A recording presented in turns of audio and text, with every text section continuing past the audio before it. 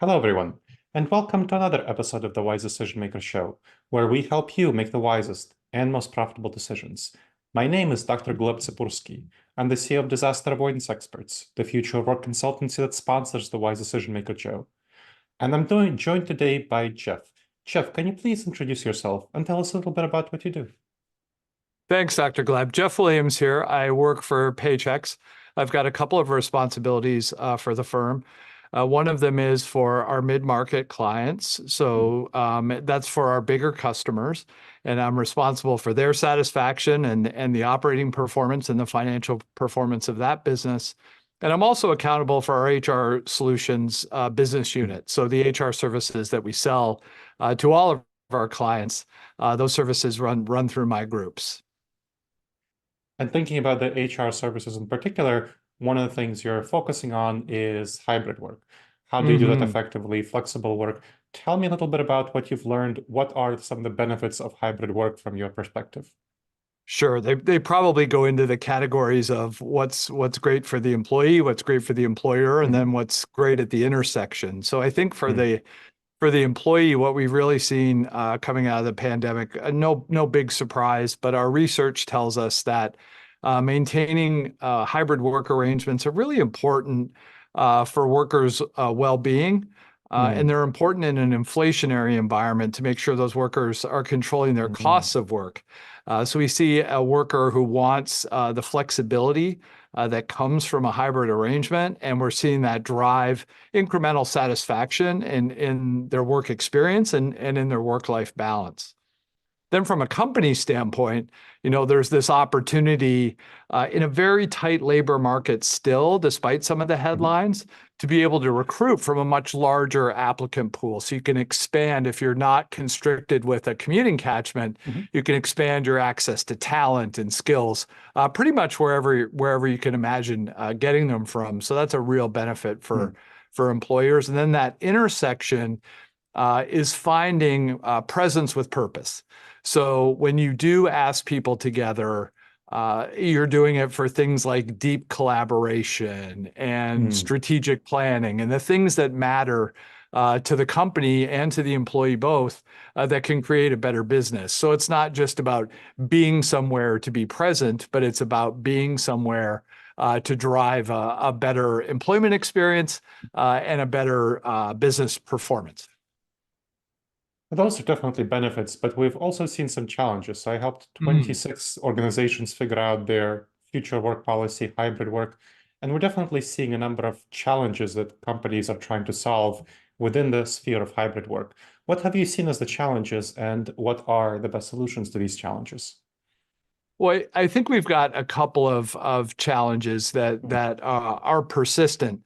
I think one is, how do you do long-term planning for facilities, for recruiting, for business strategy, while some of this still feels a little unsettled?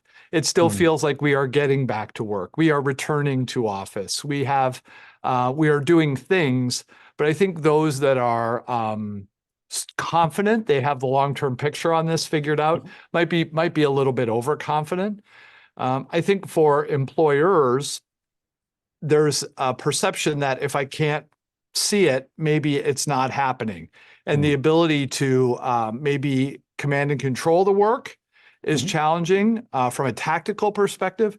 And then from a strategic perspective, how do I create similar bonds and similar culture to when I had everybody together? I think those are some real challenges around what's the future of my firm if I can't see it and touch it every day.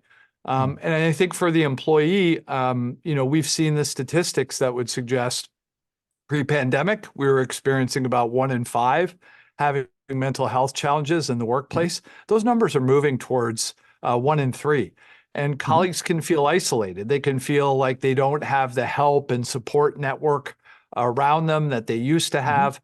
And they just maybe are not having the most healthy human interactions on a day-to-day basis. They're programming themselves every minute of every day, and they're not giving themselves room to breathe personally, and maybe not feeling they're getting the support they need professionally. So that can be a difficult brew for the employee. And then there's just all the pragmatic challenges of what happens when equipment breaks, what happens when I need to do certain tasks that actually require me to be in an office or to be seen. There's just all the pragmatic issues of maybe I have, a workforce that's in the office. Maybe I've got one that's remote. Maybe I've got one that's globally deployed. And now I have this overlay of, there's lots of automation coming our way, which is creating new job types, new baskets of work, and the pace of change that we have to land all of this in it's accelerating on all of us. So I think you kind of put all of that together, and it's difficult to do business planning, and in some ways it's difficult to be an employee. Yeah, I think that you're hitting the nail on the head that companies that are not figuring out the long-term implications. And one of the things I've seen is that companies just say, well, let's just go to the office 2 days a week or 3 days a week. And they're not realizing that you need to adapt and figure out how to do things differently. So let's talk a little bit about the challenges that you're seeing and how to solve them. So let's just starting with the first one, the seeing people. When managers are not trained on how to manage people when the people are working remotely part of the time, so let's say there are people coming to the office half of their time, and the managers are not seeing them half of the time. And that's really difficult for managers. So what should be the situation? How should managers be trained, or what should be the policy be to address that concern of companies, the command and control concern of companies around hybrid work? Yes. Yeah, there's so many companies, Dr. Gleb, that I talked to who, really celebrated their ability to withstand going home over a weekend and standing up the company. And they all felt like, almost universally, the feedback I get is, we didn't know we were capable of this. When really pushed into an emergency situation, we did Herculean things. And we are very proud of that. I hear more pride about how companies handle COVID than I hear anything else about that time period. And it's really neat. But then there's a bit of this aftershock of, okay, what now? There was nothing to do then. So you experience these big productivity gains that have been a little bit elusive. We see productivity slowing a little bit. And the implication of that is, how do I keep accelerating my business when you're right? I now have some people that are coming in. I have some people that are not in. I have different standards for each. I think it's important to really step back and say, why? Like, why do I want people here Tuesday, Wednesday, and Thursday? What are we going to accomplish together that's going to attract the employee to want to be there and to allow them to bring the discretionary effort and caring to their job that's going to make a difference from a business performance perspective? So I think we need to appeal to things like learning, sharing, growth, common purpose. And I would encourage, anyone listening to this to really get grounded on what are the values and the purpose and the mission of your business, and keep reinforcing why you need presence in the framework of that. I think if you can keep bringing your people back to, this is why presence matters, this is why we want you here. It's not a punishment. It's an opportunity for us to build a better business. And whether you're in a healthcare business where you have an opportunity to serve patients better, or you're in a business like ours where you're giving clients the freedom to succeed, or whatever your why is, keep coming back to it. Because I think your employees want to feel a deep connection with what you're doing. And then, to the more pragmatic side, try and level out the playing field for those that are in and outside the office. And what I mean by that is, if you're making social time for those in the office, make social time on Zoom for those that are out of the office.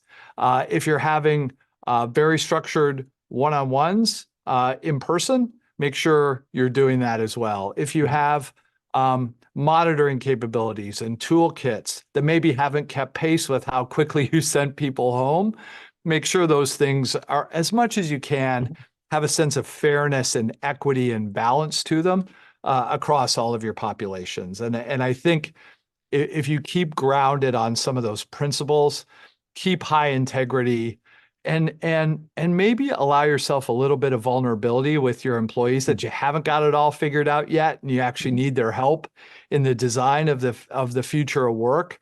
I think you might be a little bit surprised on what your employees will do to help you figure all of that out. Yeah, I want to build on that last point and circle back to Mm, what you were talking about yes. before in terms of the reinforcing the values. I was just literally yesterday, I did a half-day facilitation for our leadership team on figuring out their culture vision for the future of work, for their hybrid work policy. And one of the things I kept reinforcing is the need to get buy-in and feedback from their team members. And so not simply reinforcing the values, but getting buy-in, actually co-constructing the future of work policy, to have a team-led model where there's grassroots support and input into whatever will be the future. So figuring out, okay, why, not simply Yes. why I think people should need to be in the office, but why staff should think they should need to be in the office. Because frankly, when I talk to staff and feedback in doing surveys and focus groups, they tell me that, well, leaders tend to live within a couple of miles of the office. Their commute is like 5 minutes, 10 minutes.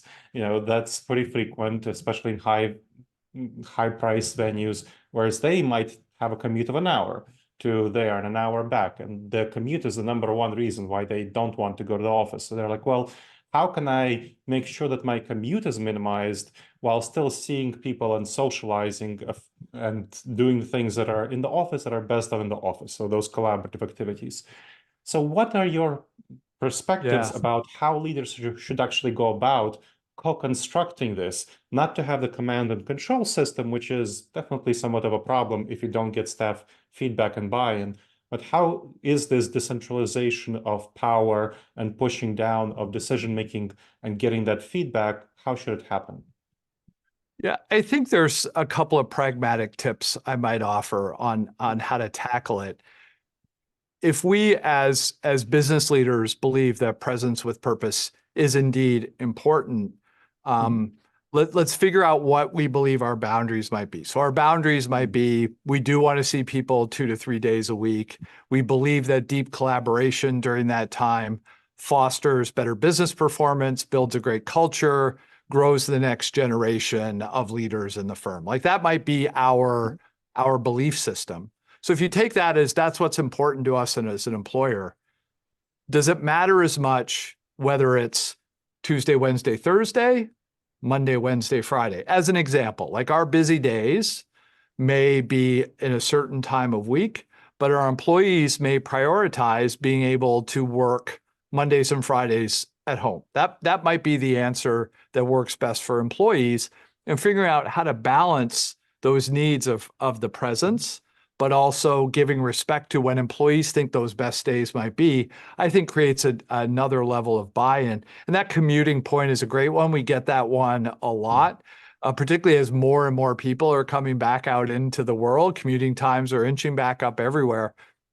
And it can be as simple as we'll go with flex time. So we'll allow that 8 hours to be 7 a.m. to 3 p.m. so we can come in before rush and leave before rush. Or maybe it's 10 to 6 p.m. and maybe it's a little bit different for those with different needs, but we're really going to be focused on the vast majority of people being in at our peak time. And just for simplicity's sake, maybe our peak time is from Wednesday from 10 a.m. to 3 p.m. And in that time, we're going to have a town hall and we're going to have some collaboration meetings and we're going to have a hackathon and we're going to do that strategic ideation and we're going to have a lean event. So making it like, wow, there's actually things happening there that matter. My team's going to be there and we're going to do important things for the business and for my career at the same time. Like, I think you can start thinking of it that way. I think it can create a whole new level of co-design that can get you more buy-in. Yeah, that makes a lot of sense. And I want to also dig there a little bit deeper into the point on that proximity bias. So the proximity Mm, bias, the concept yes. that we favor those who are close to us. I have a Harvard Business Review article about this. So this is definitely an issue in terms of the people who are spending some time working remotely, spending some time in the office, and when they're not in the office and other people are, that there's a concern that those people who are currently in the office will be treated more favorably. So what are your thoughts about strategies, tactics to address these sorts of issues? Yeah, and I'd even build on your point a little bit because we saw it during the pandemic where there were socio-demographic differences on who is coming into work versus who is not. There's different accesses to quality and size of space for work from home environments. There's different access to quiet versus noise. So I think all of that can play in. What I would encourage business leaders to do is get really grounded on the data and on the performance standards that you have to take some of that nuance and bias out. So for example, you may have a performance standard that says we're going to turn around a certain type of case to our clients within 8 hours. That's very understandable. It's very measurable. You can create a standard whether someone's in or whether they're out of the office, and being transparent about this is what we expect from work, having fair reward systems and incentive systems in place, I think is really important. I think partnering with your people leader to make sure you don't have any unconscious bias that may be popping up in the way you're making decisions. My experience is that most business leaders really do want to do the right thing, and sometimes they just need a partner to ideate with, whether that partner's in front of them or on a Zoom, to get to the right answers. So I would say, a leader doesn't have to feel like they're alone in the challenge. I think test yourself with the data. Test yourself for any unconscious bias. Get help from your friends that are professionals and can give you a hand to make sure that you're being as transparent and as democratic as you can be. Excellent. Now, as we're coming to the end of the interview, what do you think will be the future of flexible work? Where do you see this going in the next several years? You didn't say I was going to need my crystal ball today when we said this. Oh well, it's a gotcha question. I think some trends are here to stay. I think the more flexible work as a general macro trend is here to stay. I think that whatever form that takes, I think access to larger labor pools, more accommodation for the big commutes, all of that I think is here. I think what's also here is the nature of that employer-employee relationship will continue to evolve. We call it gig economy, contractors, 1099 employees, however you want to think about it. I think this idea of having a variety of roles as you grow a career, I think that one is here to stay as well. I do think there's a reconciliation coming in the facility space that needs to be digested. So, for example, today, we're bringing a lot of people home and bringing people home. We're bringing them back to work into real estate that's built for 5 days. Now, some people have closed offices, but the physical footprint that's left is really designed to operate at capacity. And we're not filling it with capacity. So I think efficient markets would tell us that there's a bit of a real estate reconciliation that needs to come over the next few years, which could mean different types of space considerations. Some of the futuristic designs of more collaborative spaces, less walled off offices. I think those trends are here to stay as well. And I think the continued globalization and automation of work is a tremendous disruption, but also a tremendous economic opportunity. So I think we're gonna continue to see more advanced technologies create better business outcomes, and I do think we're going to continue to see the world shrink a bit from an access to labor and an access to tasks perspective as well. So some of that is really exciting. Some of it probably feels a little bit disruptive, but all of that, I'd say just continue to wrap yourself, whether you're a business leader or whether you're an employee, I'd say the grit and the resilience and the self-confidence to navigate through this change and to trust your instincts and your data would be the most important advice I think I could give. Excellent. I guess you did bring your crystal ball after all. Thank you. Thank you very much, Jeff. That was very helpful. It's been an absolute pleasure. And thank you to the audience for checking out another episode of the Wise Decision Maker Show. Please make sure to subscribe wherever you checked out the show and leave a review. It helps others discover the show, and it helps us improve the show.